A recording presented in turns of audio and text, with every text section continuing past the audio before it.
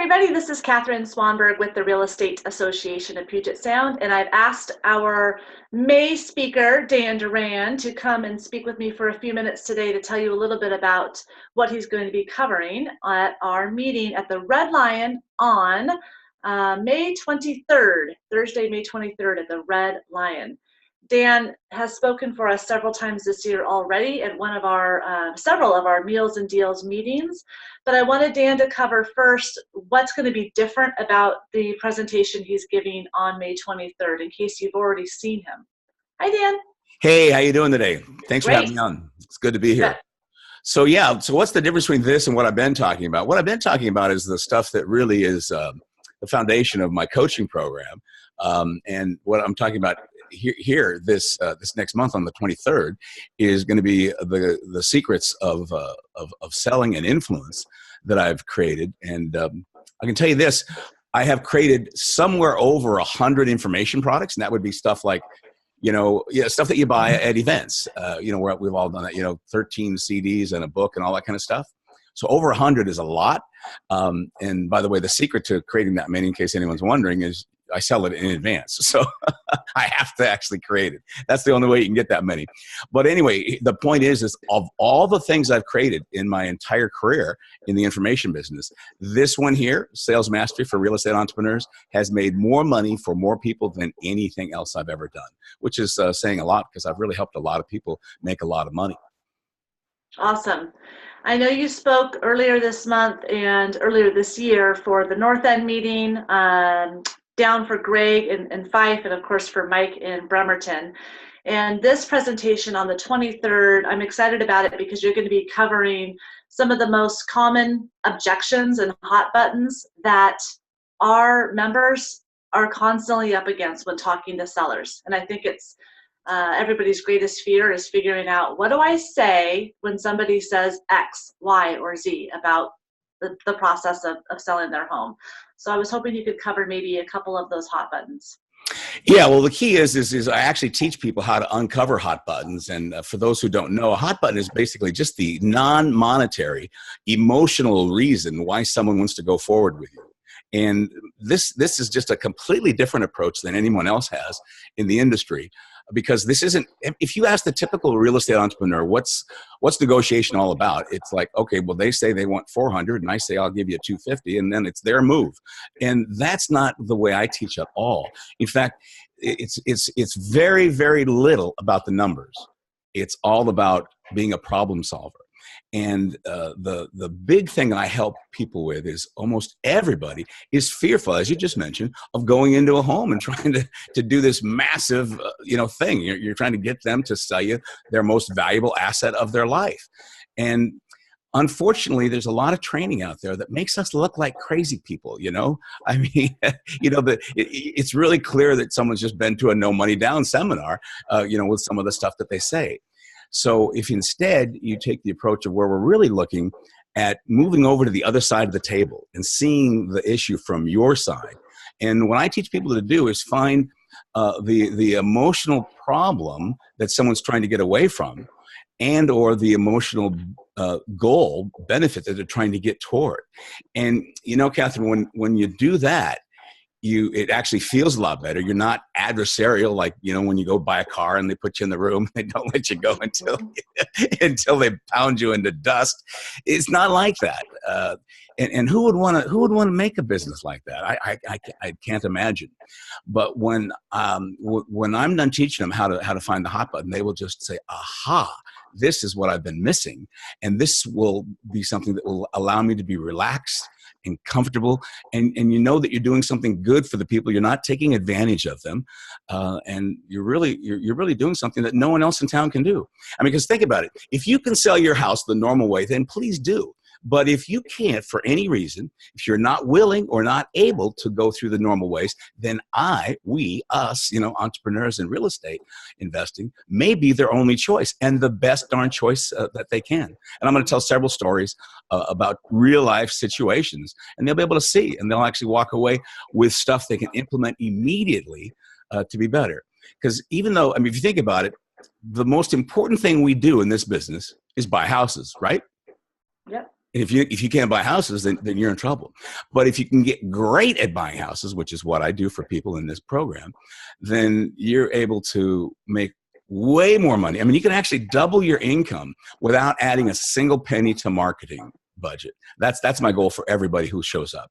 So I'll teach them how to find the hot button.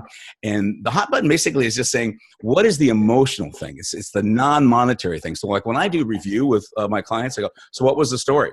Well, they wanted 37, this, that, down, or whatever. As soon as they start talking numbers, I go, no, that's not it.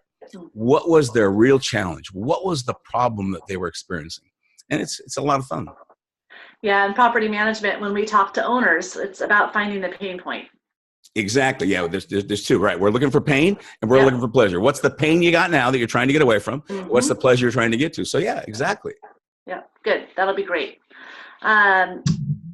You talk about the 7 laws of selling. Mm-hmm. And I was hoping that maybe, I know you're going to cover all 7 when we meet on the 23rd, but I was hoping you could cover maybe 1 or 2 for me today. Yeah, actually, I'll cover 3 because they go together. But anyway, there are 7. And here's the good news. Once you can learn the 7 laws in about 2 minutes. Okay, so everyone will leave the Thursday night meeting, knowing the 7 laws. Now, implementing those and applying them all the time, that could take a lifetime. And one of the things I've done with the program is I've already baked in the 7 laws, so you don't need to become an expert at them. You just need to remember a couple of simple lines, and then you'll do better. But the cool thing about 7 laws is no matter what you're selling, it's always better if you use the 7 laws. I'll just give you the last 3, 5, 6, and 7. Call them by name. Always agree and ask questions. When you call someone by name, you arrest the brain. You have their attention for a moment. And see, the problem with presentations is we think that they're listening. They're not listening, okay? Especially if, God forbid, we're boring by talking too much as opposed to showing things. Show and tell is the fourth law.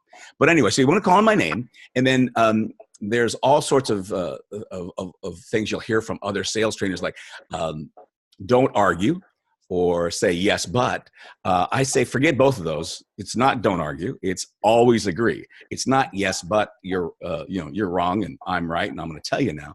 So always agree is the most difficult of all the 7 laws. But people love it when you agree with them, right? I mean, when you fight against somebody, you push against them, and that creates a tension, and they're there. So that's not good.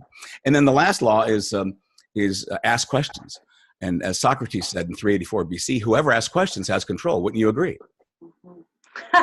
There you go. Exactly. And the neat thing about these laws and principles are, even if you get a non-committal clam, someone who just sits there like this, I'm not going to get involved. If I don't get involved, you can't sell me. And they're right. But if I call you by name and ask you a question that I know that you answer it in your mind, and I will actually demonstrate this live in front of them on the 23rd. But let's just go, what do you do when you get an objection? Well, there's literally books written about this thing. I can give it to you in 1 sentence. Call them by name, agree, ask questions. You call them by name, you arrest the brain, you have their attention, because they're probably not there when they spout this objection off. And then always agree. You like me because I agreed with you. And then I ask a question, so I have control. And I can take that anywhere I want. I can go and answer the objection. I can ignore the objection, because a lot of times it's just fluff. It's not real. Or we can do any kinds of things. So just think about, go ahead and give me an objection, and then I'll show you how to use 5, 6, and 7. Okay, awesome. Go ahead. Are we okay? Right Oh, I know, the great objection. I need to talk about this with my spouse, partner, business partner, and get back to you. Great. Well, first of all, what I'm going to do is I'm going to make sure before I set the appointment that I have all those people there. But that's still no problem. If you didn't know that, say, oh, Catherine, that makes sense. I mean, after all, this is a very important decision, isn't it? Yes. So I called you by name. I agreed with you. You like me. And now I asked a question. Now I can go anywhere you want. So my next question would be, will you talk to them? Yes. Okay. And when? And do they always help you make this? Is this people that you always use in your decision-making process? Yeah. But that's a really good thing. I would say before I set the appointment, I would always say, is there anyone other than yourself that needs to be involved, that would be involved in this decision? Yeah. But anyway, that's just it. It's just 5, 6, and 7, call my name, agree, and ask questions. And you can practice this just a couple of minutes a day and become expert at it in no time at all. Yeah. How about we were talking earlier about rapport, and that's a real important one. Everyone thinks they know the word rapport. It actually comes from a French word, rapporter, meaning open channel of communication, and that's what you want to get into. And there's that thing when you first meet someone, you go into their home, you want to do a little small talk. Well, this is like. People just misunderstand this all the time. Oh, I see you're a fisherman. You got a picture of you and a fish. So what do? They want to go into 7 minutes on how they fish also. No. That's not the way you make rapport. You get them talking about their favorite subject, which is, of course, themselves. Yeah. And the famous radio station, WIIFM. Hey, WIIFM, what's in it for me? And everything else is. Oh, I'm sorry. I thought I had. All right, edit. Anyway, so rapport, you want to get into rapport, you want to spend about 3 to 5 minutes in the beginning and find out about them, let them talk about themselves, and then they will like you because you're a good listener. And that really has to take place up front. Otherwise, there's no communication. Like I say, it's like selling without rapport is like getting your car into the garage without opening the garage door. You can do it, but it's painful and expensive. So open the door first. We want to open up the space into which we will give them information.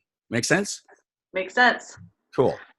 So I'm excited to see you on May 23rd at the Bellevue Red Lion. Thank you for being available on such a short notice. This last Saturday, our speaker injured himself, and he was not able to speak for Gina's group. So it was great to be up there. I love it, and I had never spoken in this arena in the morning before. That's great. Saturday morning, wonderful time to be out. Yeah. And I will hang out after my talk on Thursday to answer any questions that people have.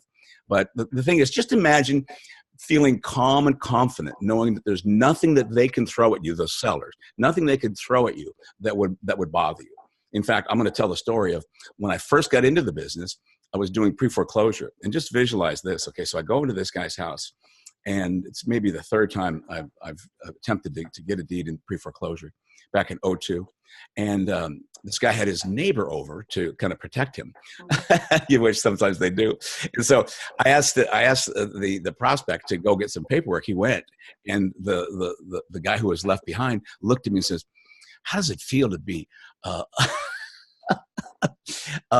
do you call things that eat other things? Eat dead carcasses. You're just a vulture, aren't you? How's that feel? How can you live with yourself?" Anyway. At the event, I'll show everybody how I handled that, and it was no problem at all, and I ended up getting the deed. So imagine something as rough as that. You can handle anything. So it'll make your business more fun. You'll make more money, and you'll help more people, and the people you deal with will really appreciate that you're not beating the crap out of them with pressure and things like that. So anyway, come on down. It's going to be a blast. Well, thank you, Dan. I appreciate it. Everybody make sure you register online at our website, reapsweb.com. We'll see you on May 23rd at the Bellevue Red Lion. Fantastic. I'll be there. Bye-bye. Bye-bye.